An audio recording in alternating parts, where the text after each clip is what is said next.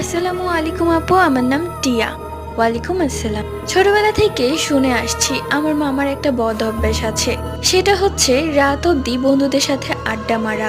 প্রায় প্রায় অনেক রাত করেই মামা বাড়ি ফিরতেন। এই নিয়ে নানু অনেক বকা দিলেও মামা গায়ে মাখতেন না। নানুদের বাড়ির পাশেই ছিল একটি তেঁতুল গাছ। সবাই বলতো সেই তেঁতুল গাছে নাকি কিছু একটা আছে, মানে খারাপ জিন, যে কিনা মানুষের রূপ ধারণ করতে পারতো। তো মামা যখন আড্ডা মেরে বাড়ির উদ্দেশ্যে হাঁটা দেয়, তখন মামা লক্ষ্য করে সেই তেঁতুল গাছে আমার নানা দাঁড়িয়ে আছে। মামা নানাকে দেখে ভয় পেয়ে যায়, কেননা নানা খুব রাগী। এত রাতে মামাকে দেখলে হয়তো বকবে। তাই মামা অন্য রাস্তা দিয়ে ঘুরে আসার সময় লক্ষ্য করে নানা পিছু পিছুই আসছে। এটা দেখে মামা দৌড়াতে শুরু করে। কিছুক্ষণ পর মামা পিছনে তাকিয়ে দেখে নানা হাওয়ায় ভেসে ভেসে আসছে। এটা দেখে মামা বুঝতে পারে মামা কার পল্লায় পড়েছে। এরপর মামা যত দূরত্ব পারত পড়তে থাকে এবং সেটি মামার কাছে আসতে পারে না।